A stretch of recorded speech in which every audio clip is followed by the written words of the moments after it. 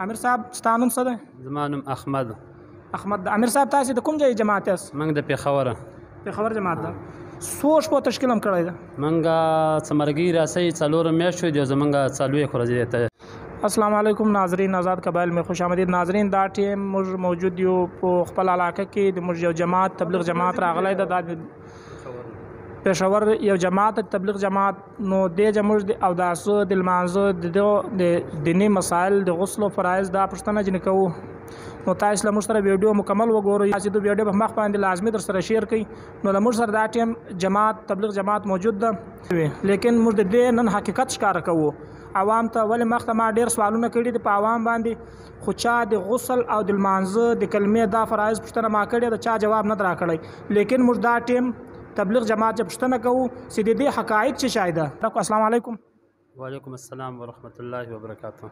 امیر صاحب ستا نوم څه دی؟ زما نوم احمد. احمد. امیر صاحب تاسې د کوم ځای جماعت یاست؟ موږ د پېښوره. پېښور جماعت ده.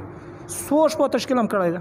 موږ څمرګي راسئ 4 میاشتو دی او زموږ 4 ورځې ته. دې علاقې ته زموږ 2400 تشکیل شوی دی. اوس زموږ په دې جماعت کې 3 ورځې دي. بقایا نور مسجد تقریبا 14 ورځې په هغو کې دي.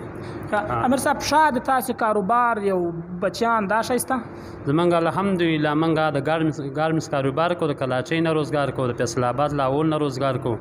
الحمدلله ښه ښایسته روزګار کو. دا کوم مرګي چې راسه دي موبایل روزګار هم کوي، ګارمنټس روزګار هم کوي. هر یو مرګري ماشاءالله خو وس مطابق روزګار دی الحمدلله. دا ټول د یوې علاقې ملګري در سره دي که؟ دا موږ ټول د یوې علاقې مرګري یو، مارکیټ مرګري یو. پېښور فردوس افغان مارکیټ نه یو. مطلب دنیاوي کار هم پرېښی د دین په کار پسې راوتلی یاست؟ دنیایي کار هم پرېښی دی، مور پلار هم پرېښی دي، خویندې ورونه هم پرېښی دي. مقصد هم دا دی چې دین زموږ زندګۍ کې راشي، تمام انسانان زندګۍ کې راشي، موږ د جهنم د ونه بچي، تمام انسانان د جهنم د ونه بچي. دا د انبیا علیه الصلوة والسلام محنت او د انبیا علیه الصلوة والسلام په محنت کې الله پاک من قبول کړي. من د الله پاک ډېر شکرګزار یو. ماشاءالله. امیر صاحب اوس به زه له تا د کلمې پوښتنه وکوم، کومه چې کلمه طیبه ده د دې مطلب څه شی ده؟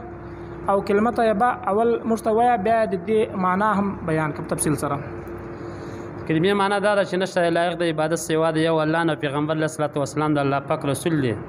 او مقصد د کلمې دا د الله پاک نه کېږي، د ټول مخلوق نه کېږي. ټول مخلوق د الله پاک د ارادې نه په غیر څه نشي کولی. الله جل ټول مخلوق د ارادې نه په غیر څه کولی شي.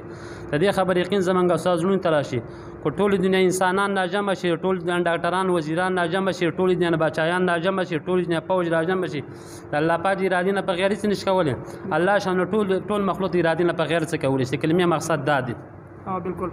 نو د اسلام بنا دی، دا د اسلام پلر څه ورته وایي؟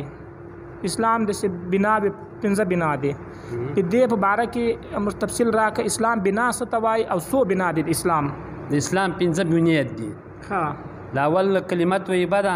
جی بالکل. دویم مونځ دی، دریم روژه ده، 4م زکات دی، 5م حج دی. بالکل دا د اسلام. او د لمانځه څو فرایض دي؟ د مانځه کې 14 فرایض دي. شپږ دننه دی، 9 بار دي. اوبه باردار چې پاک بدن فرض دي، پاکی کپڑے فرض دي، ستر عورت پټول فرض دي، وخت پیژاندل فرض دي، پاک ځای فرض دي، قبلې ته مخ کول فرض دي، او زړه نه نیت کول فرض دي. او شپږ دننه ادا دي.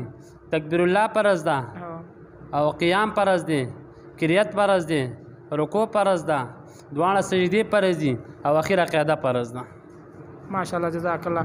جی دا د تبلیغ حقیقت موږ تاسو ته ښکاره کوو. اوس په دا نور مرګري باندې زه د غسل او د اوداسه د فرایض پوښتنه کوم.